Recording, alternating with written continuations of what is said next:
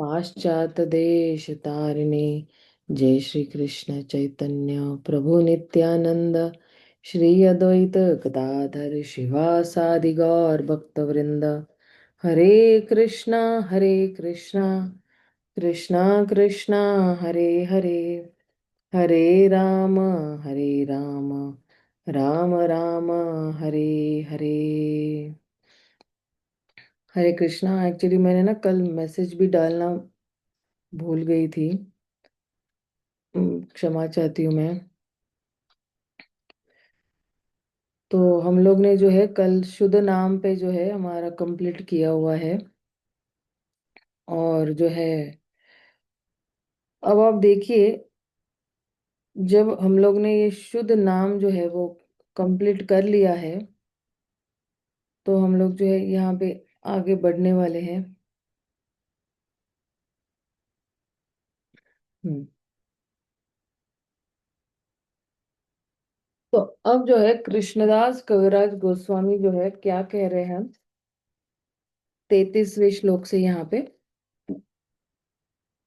तो जो है वो जो है जो चैतन्य भागवत के जो लेखक है वृंदावन दास ठाकुर, अब जो है कृष्णदास कविराज गोस्वामी जो है उनके गुणगान करने वाले हैं। तो क्या कह रहे हैं? ओरे मूढ़ लोकेशु न चैतन्य मंगल, चैतन्य महिमा याते जाने बे सकल। अरे मूर्ख, जरा श्री चैतन्य मंगल तो पढ़ो। इस ग्रंथ को पढ़कर तुम श्री चैतन्य प्रभु की सारी महिमा को समझ सकते हो।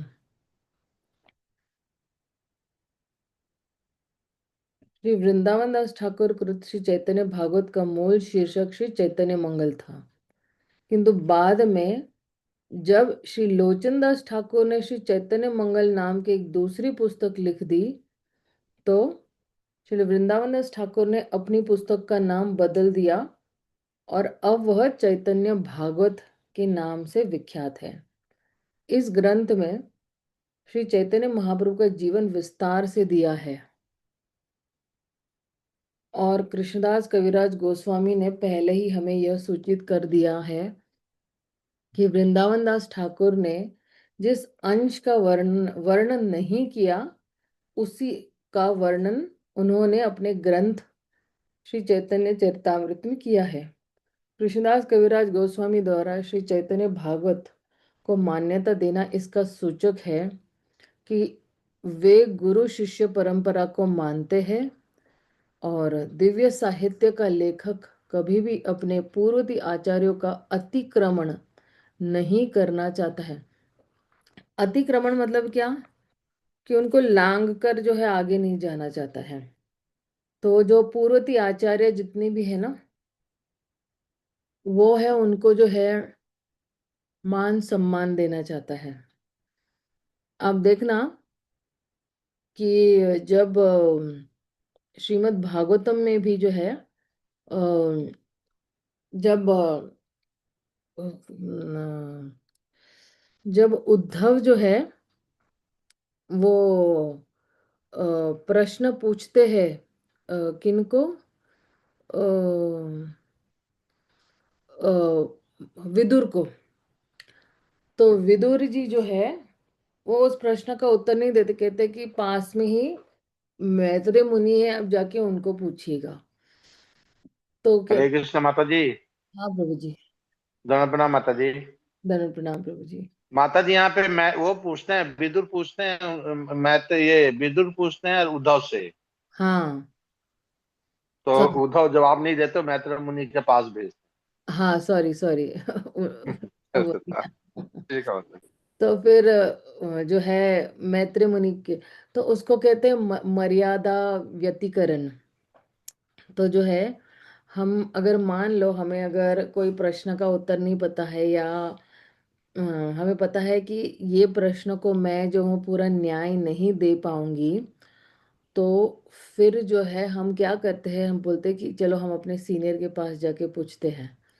इस तरह से जो है उस व्यक्ति को जो है समाधान वाला जो उत्तर है फिर वो जो है हमारे सीनियर ही दे पाएंगे।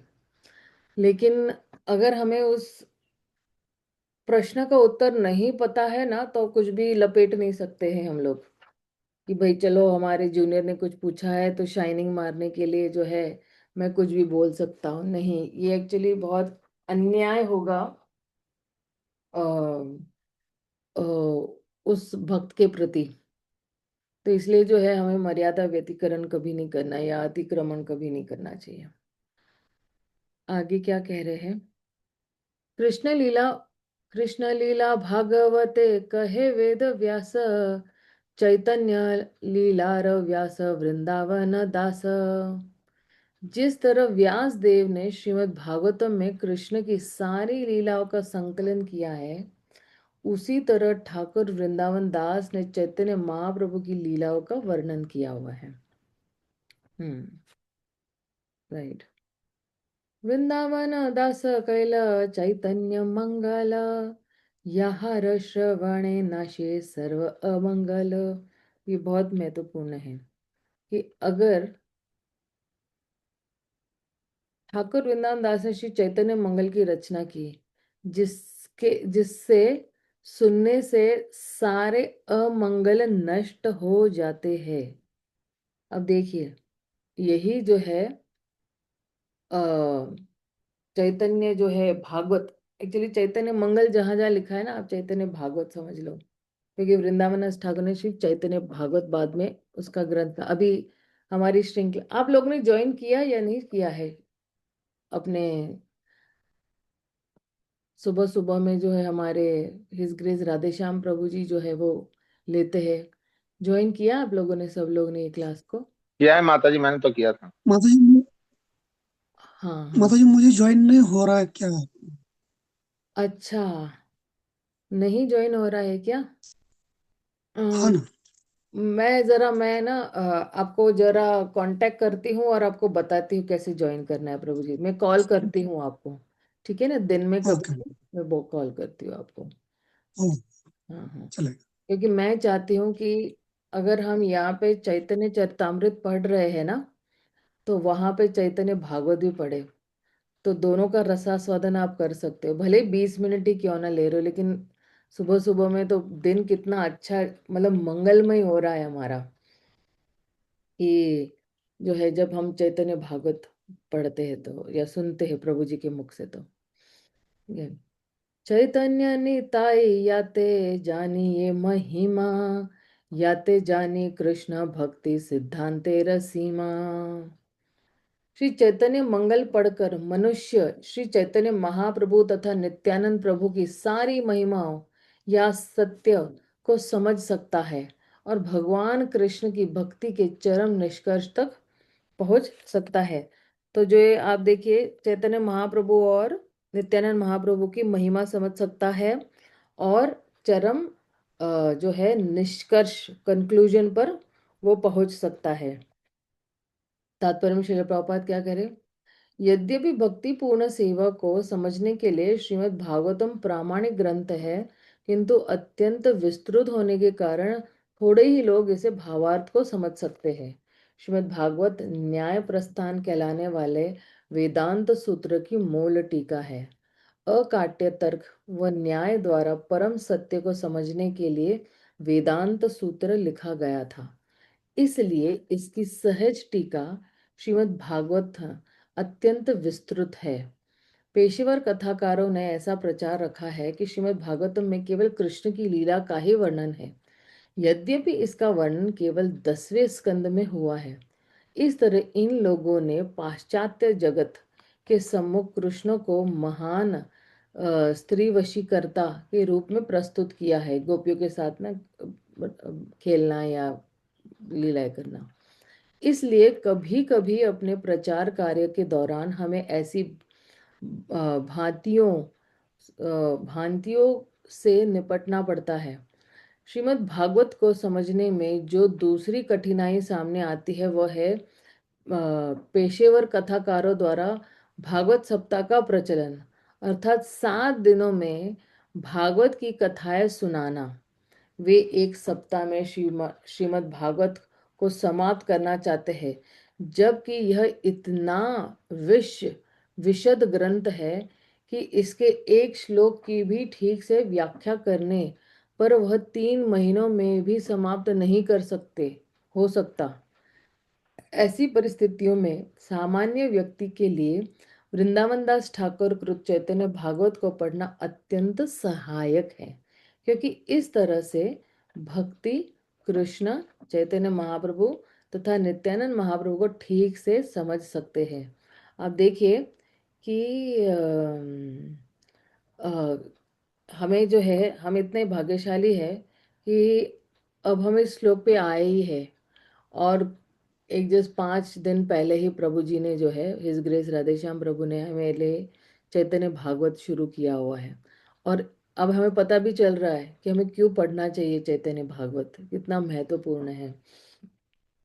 और किसी ने प्रश्न किया था उस फोरम पे कि क्या मैं बहुत नया भक्त हूँ, मैं अभी अभी जस्ट आया हूँ, मुझे 6 महीने ही हुए हैं आए हुए भक्ति में, तो क्या मैं पढ़ सकता हूँ या क्या मैं ये क्लासेस अटेंड कर सकता हूँ। तो हिज ग्रेस राधे श्याम प्रभु ने हाँ बोल दिया है उस पे कि नए से नया भक्त भी जो है इस क्लासेस को अटेंड कर सकते हैं, क्योंकि इसमें केवल लीलाएं हैं, भगवान की सुंदर सुंदर लीलाएं हैं।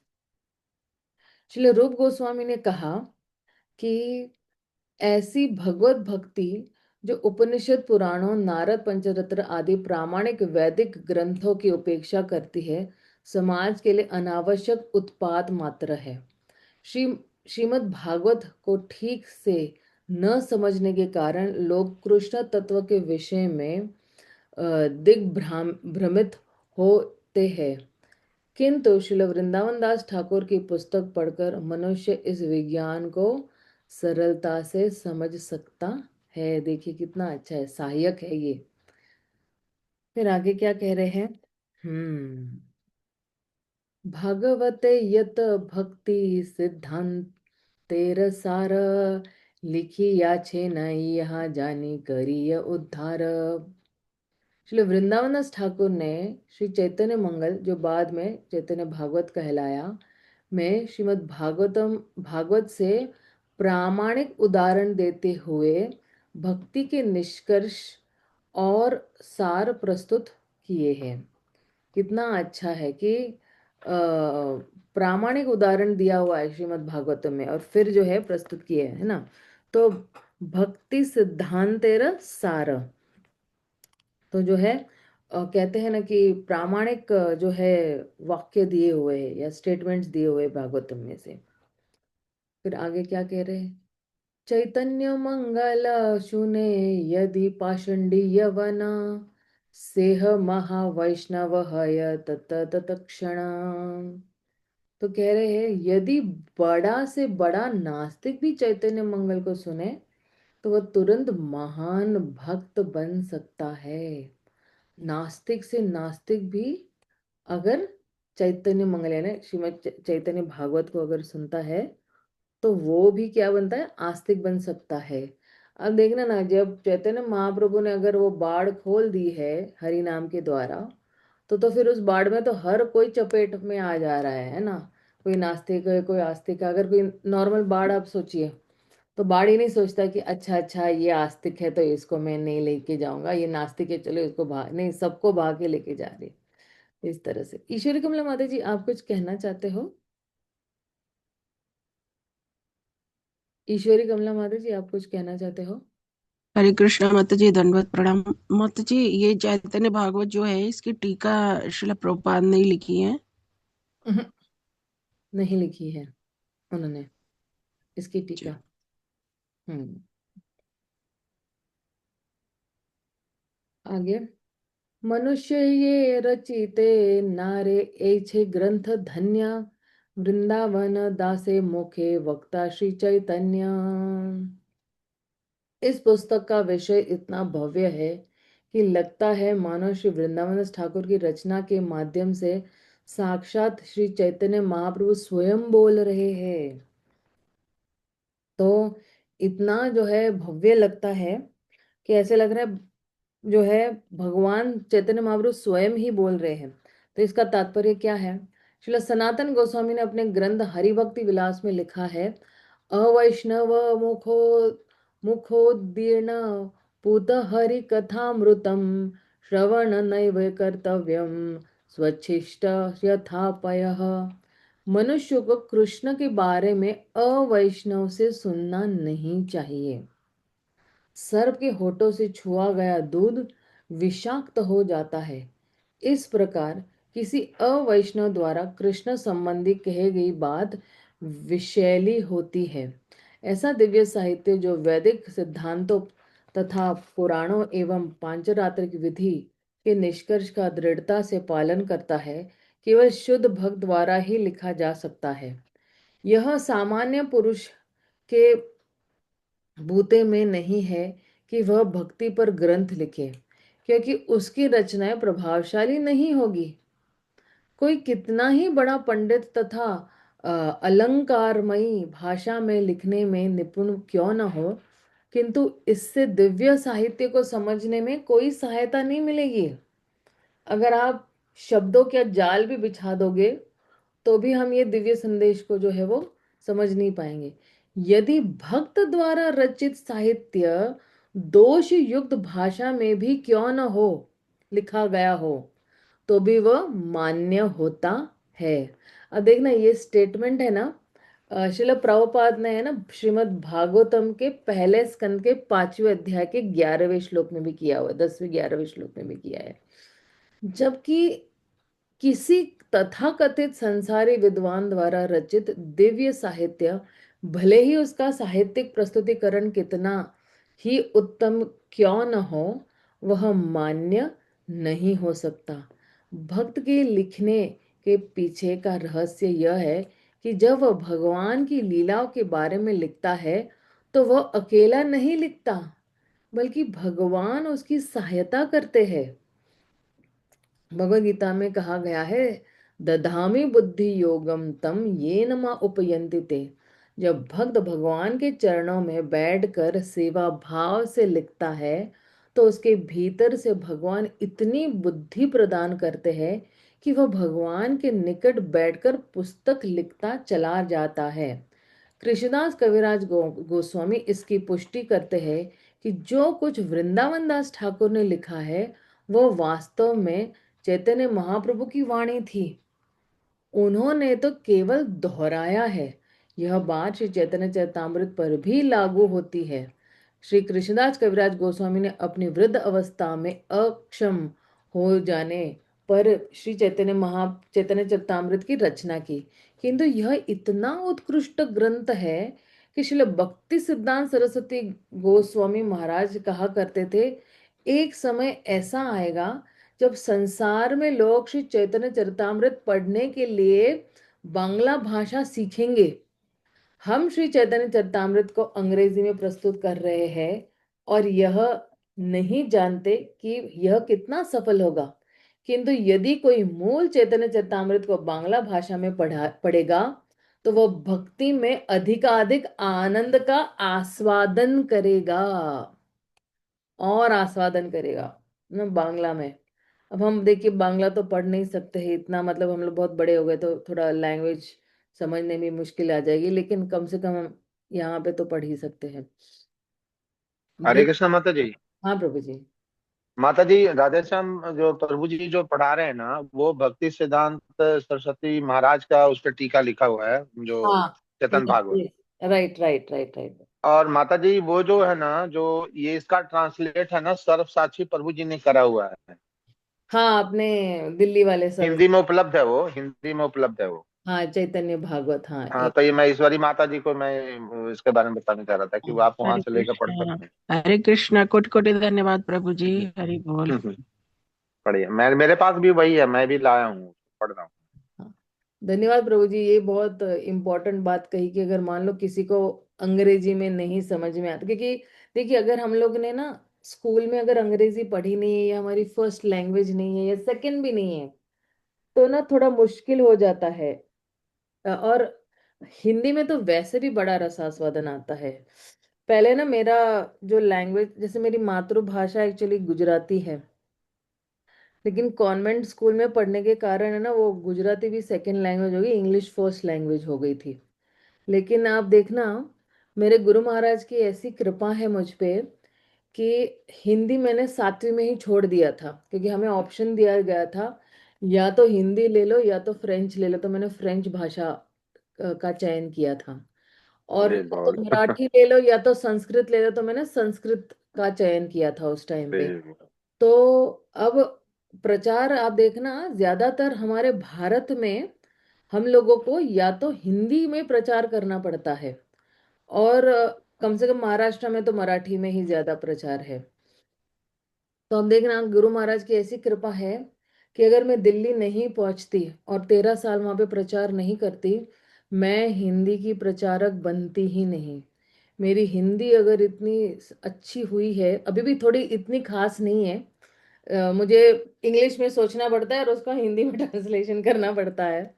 तो हिंदी थोड़ी टफ है ना माता जी, इसमें ना कई ऐसे जो वर्ड्स आते हैं ना कि वो हाँ, समझ में जो नहीं आता, संयुक्त हिंदी वर्ण भाषी है वाले ना, को भी समझ में नहीं आता। जो संयुक्त वर्ण है या कभी हम्म। दीर्घ है, जो रस्व है, वो उसमें थोड़ा जरा अभी भी, क्योंकि कॉन्वेंट में ना ये समझाते नहीं है अभी सीबीएस। अंग्रेजी में इतने शब्द नहीं है ना माता जी, हाँ।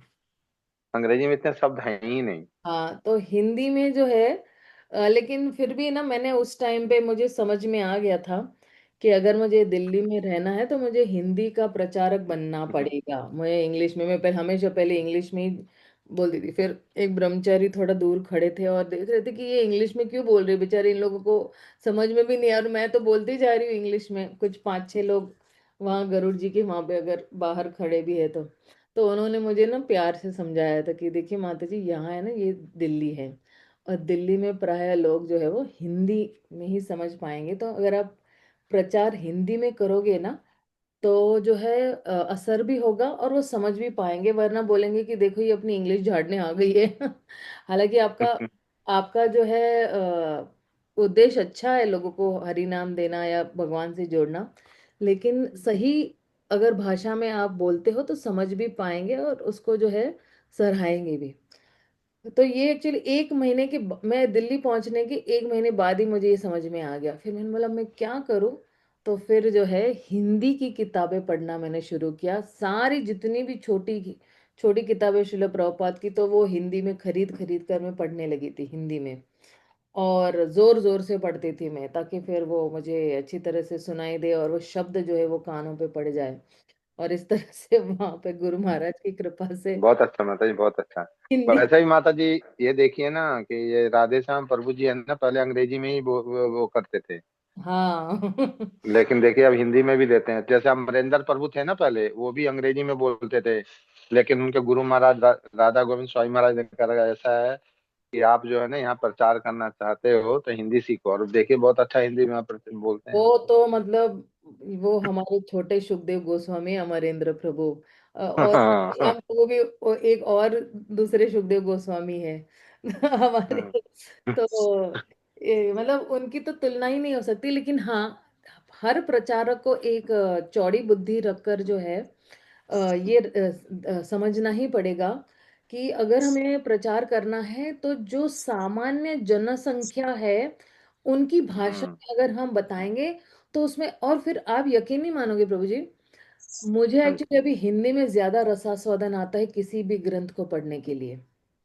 मैं अच्छी इंग्लिश बात है में माता जी। आजकल बहुत कम खरीद करती हूँ। जब तक अगर वो इंग्लिश में मतलब हिंदी में अगर अवेलेबल है तो मैं हिंदी में ही उसको पढ़ती हूँ। मुझे हिंदी में बड़ा रसास्वादन आता है, क्योंकि वो जो ये जो भाषा है ना, ये भाषा तुरंत ही हृदय को स्पर्श करने वाली भाषा है। तो बहुत समृद्ध है ना माता जी, इसमें बहुत सारे वो हैं, वर्ड्स बहुत हैं इसमें, हाँ। अंग्रेजी में नहीं है उतने वर्ड्स हैं। हाँ, और अंग्रेजी में हम कुछ बोलते हैं ना, तो उसका रसास्वादन नहीं कर पाते हैं। ये भी है कि बहुत बार इसका, हालांकि अभी भी जो है मेरे मेरे सामने जो है ना, वो इंग्लिश चैतन्य चरितामृत ही है मेरे सामने।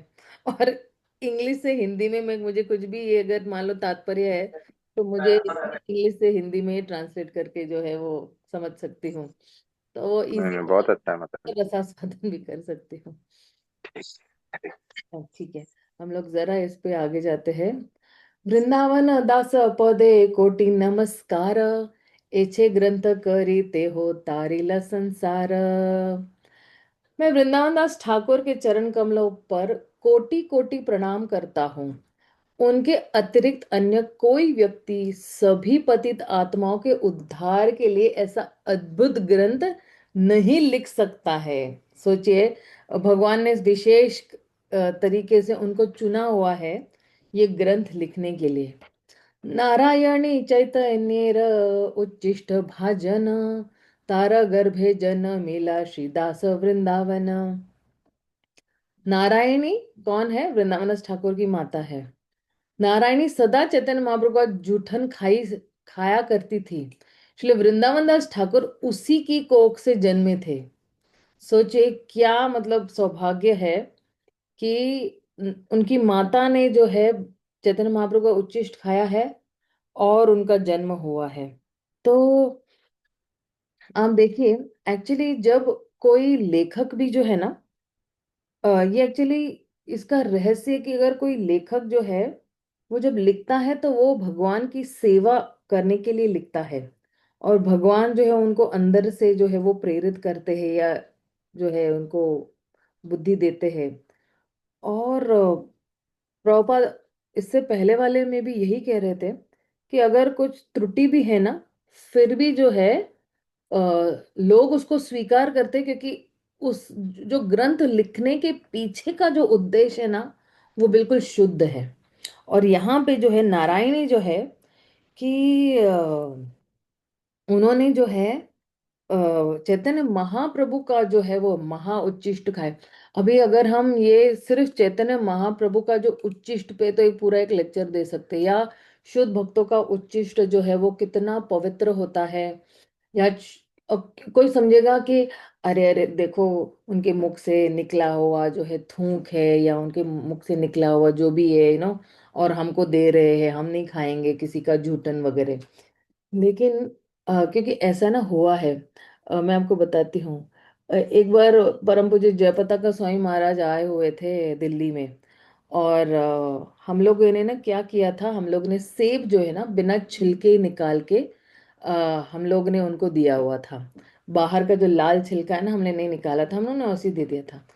तो वो इतने सरल है स्वभाव के परम पूज्य जयप्रताप का स्वामी महाराज, कि उन्होंने क्या किया कि अंदर का जो है वो खाया और जो छिलके हैं ना वो रख दिए। और फिर और वो फिर है ना एक्चुअली वही प्लेट में मेरे हाथ में आगे बोले इधर आओ।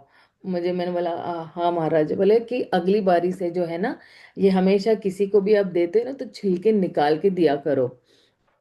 तो फिर जो है मुझे पता चल गया कि अच्छा बिना छिलके के, क्योंकि हमारे घर में तो हम छिलके के साथ ही सेब खाया करते थे। तो लेकिन ये था कि महाराज ये कह रहे थे मुझे कि अच्छा अभी ये महा हो गया है तो आप इसको ना भक्तों में बांट सकते हो और मेरे शिष्यों में भी बांट दो। तो उनके शिष्य भी आए हुए थे तो सबको बांट दिया, क्योंकि एक सेब था और उसके अंदर जो, तो छोटा छोटा छोटा छोटा जो है करके सभी भक्तों को बांट दिया। तो ये उच्चिष्ट उस समय ये नहीं था कि अच्छा महाराज ने जो है अपने दांतों से उसको चाटा हुआ या खाया हुआ है और फिर हम कैसे खा सकते हैं। देखिए, जब भी हम किसी वैष्णव का उच्चिष्ट लेते हैं ना, मतलब क्या कि उसके जितने भी अच्छे गुण हैं वो हमारे में आ जाते हैं। मतलब अच्छे गुण आप अगर आप सोचोगे, ब्रह्मांड में जितने सारे अच्छे गुण हैं उस भक्त में है। उनमें ईर्ष्या नहीं है, उनमें विनम्रता है, उनमें भगवान के लिए अगाध प्रेम है। और हम तो यही चाहते हैं ना कि हम भी भगवान को प्रेम करें। तो हमारा प्रेम भगवान के लिए और तीव्र हो जाएगा, हमारी जो श्रद्धा है भगवान के लिए और बढ़ जाएगी, हमारी जो सेवा करने की जो वृत्ति है जो ऑलरेडी अंदर बैठी हुई सुप्त है तो वो जागृत हो जाएगी। और इसलिए हमें क्या करना है, हमें वैष्णव का तीन चीजें है ना, भक्त पद धुली, भक्त भुक्त, क्या है भक्त पद धुली, भक्त उच्चिष्ट, जल और माता जी हाँ उच्चिष्ट। जल, हाँ राइट। तो ये तीन चीजें जो है वो हमेशा ग्रहण करनी चाहिए। देखिए धूली तो आपको मिल जाएगी बड़ी आसानी से कि भक्त लोग चल रहे हैं और चलो धूली ले ली।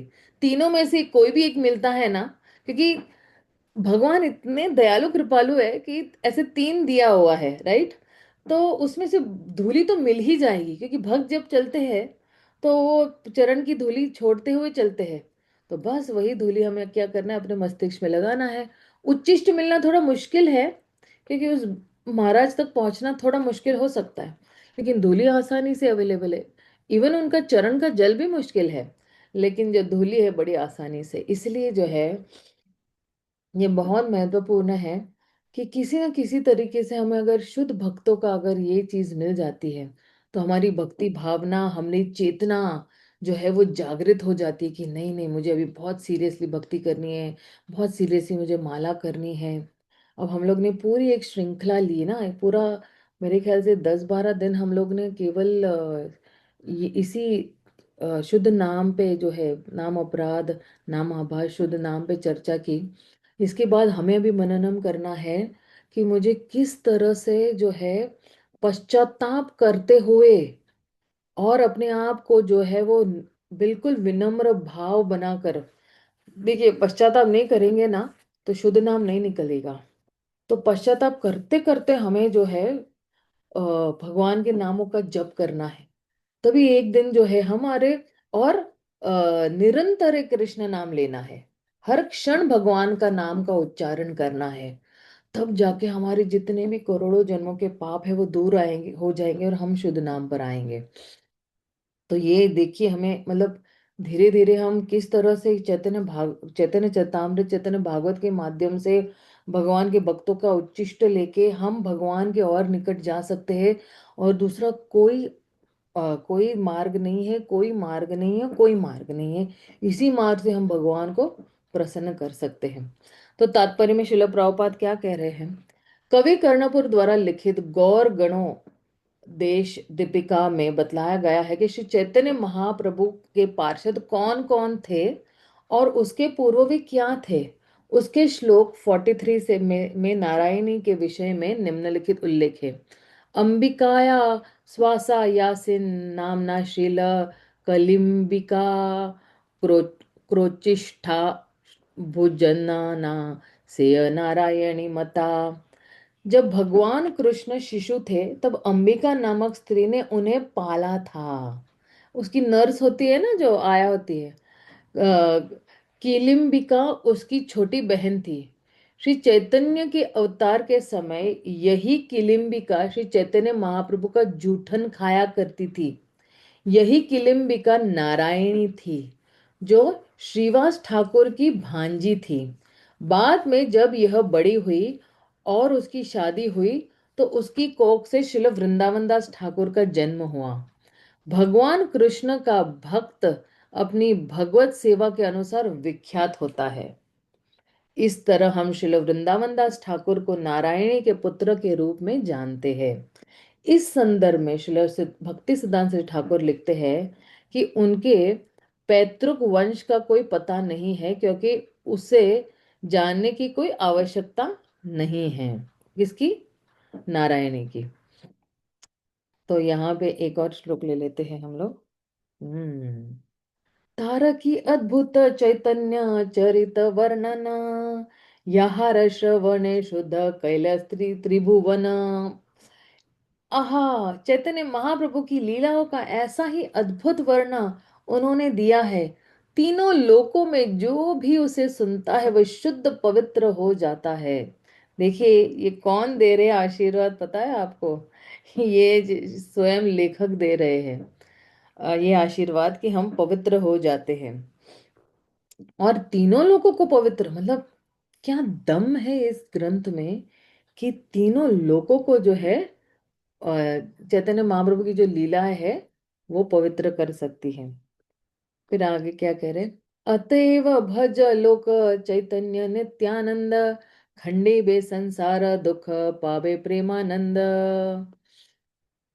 हर एक से मेरा आग्रह है कि चैतन्य महाप्रभु तथा नित्यानंद महाप्रभु द्वारा दी गई भक्ति विधि को अपनाए और इस तरह भौतिक संसार के दुखों से मुक्त होकर भगवान की प्रेम भक्ति प्राप्त करे। तो आप देखना कि अब जो है ये 44वें श्लोक से जो है अपने कृष्णाज कविराज गोस्वामी जो है वो बताएंगे कि वो क्यों लिख रहे हैं ये चैतन्य चैतामृत। बहुत बार प्रश्न हो सकता है कि अगर चैतन्य मंगल लोचनदास ठाकुर ने लिखा हुआ है, चैतन्य भागवत अगर श्रील वृंदावन दास ठाकुर ने लिखा हुआ है, तो एक तीसरे ग्रंथ की क्या जरूरत है। वैसे तो देखिए, अगर कोई 1000 भी ग्रंथ लिख रहा है ना शुद्ध मन से, तो वो भी सभियों को पढ़ना चाहिए, क्योंकि किसके बारे में लिख रहे हैं? भगवान के बारे में लिख रहे हैं, भगवान के रूप गुण लीलाएं नाम के बारे में लिख रहे हैं। तो हमारा तो आकर्षण जो बद्ध जीव है, हमारा आकर्षण तो और गहरा होता जाएगा। लेकिन कृष्णनाथ कविराज गोस्वामी की एक्चुअली विनम्रता यही है कि जो है वो रीजन देते हैं कि क्यों मैं लिख रहा हूँ। वैसे किसी लेखक को कारण देने की जरूरत नहीं है कि वो क्यों ये ग्रंथ लिख रहे हैं, लेकिन इतने विनम्रता जो है कि आ, विनम्र है कि वो बताते हैं ये कारण कि किस तरह से जो है मैंने ये लिखा हुआ है, क्योंकि वो उन्होंने अपने मन से कुछ भी नहीं लिखा है। आगे कल हम पढ़ेंगे कि गुरुजनों के आदेश से, भक्तों के आदेश से स्वयं भगवान भी जो है आते हैं उनके स्वप्न में, और तब वो एक्चुअली ये ग्रंथ की रचना कर रहे हैं।